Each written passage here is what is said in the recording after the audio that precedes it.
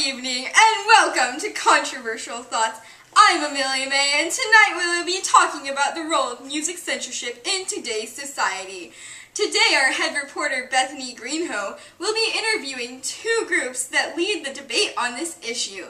Sister Sophia, leader of the Catholic Church Against Sinful Music organization, and Beep Beep Beep, the biggest rap star of the 21st century. In our conversation, we will be seeing the differences in their views on this hot-button issue. Music has become a major part of our day-to-day lives. You hear it everywhere you go, on the radio, through our earrings and earbuds, and even in the elevator. But do you really listen that well to what the music is truly saying? Music is also a way for artists to express their views, opinions, and ideas from things in their personal lives and the political issues going on throughout the nation. Music censorship has been an issue for at least 100 years. There are two sides to this argument, those who are for music censorship and those who are against it. Organizations formed by the elderly are for music censorship since they are more accustomed to the less aggressive and less outrageous music, while younger generations are fighting back hard against those organizations to keep their music and their voice alive. Our interview with Sister Sophia and Beep Beep Beep reveal many developments in this major battle of words and rights.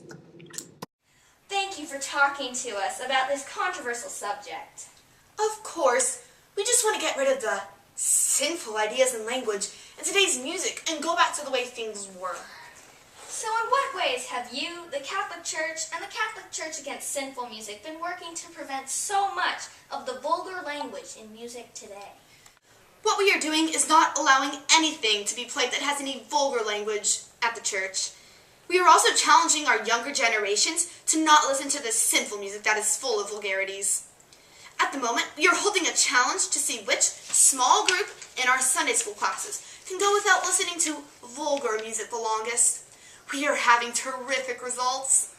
We just want to prevent the future generations of our country from learning to only express themselves in sinful ways. By listening to this music, our children not only lose a sense of a stronger vocabulary, but they also use their moral compass, which is very important to the Catholic Church. How has decreased censorship affected the people of the community? It has allowed wrongdoings to go on and on. Theft, drugs, and sexual activity have all increased. All sorts of dreadful activities. It's very sad to see the morals of our children be demolished by the themes and ideas of the music that they listen to. The music says it's okay to lie, to cheat, to take drugs. Oh my goodness. We just need to pray for their well-being. God will lead them on the right path if we can help them. Excuse me, but I need to go for a moment to pray for the children of today's society. Of course. Please take your time. Well, okay.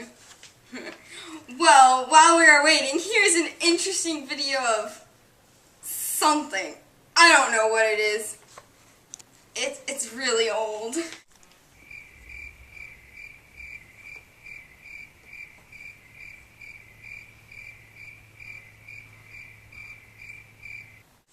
Sorry, Bethany. I just had the notion that I needed to pray. Of course, Sister Sophia. We only have time for one more question. How has censorship changed from when you were younger to now? And how do you feel about that? Well, it has just changed drastically. When I was younger, the songs had less obvious vulgar themes and ideas. Also, the cussing in songs was bleeped out and people could choose to purchase clean or explicit version of songs. Songs and albums were marked as explicit, so people knew what they were going to get themselves into. I miss those things very much, not only for my own sake, but also for the younger generation's sake. I'm very disappointed and sad that these protocols are gone, allowing sin and evil ideas to get into people's heads. Thank you, Sister Sophia, for sharing your insight on this issue. No problem, sweetheart, and God bless you. Coming up after the break, Bethany's interview with rap star Beep Beep Beep.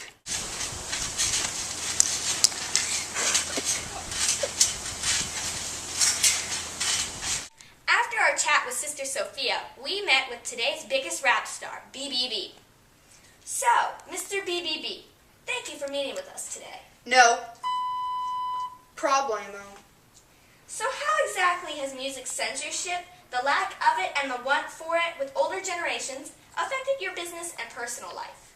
Well, man, the lack of my music censorship has really allowed me and my other rappers to get out our ideas on on the issues in today's society and the feelings we have towards the issues.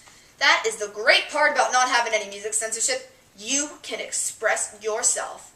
You're allowed to truly use that First Amendment right from, what's that document?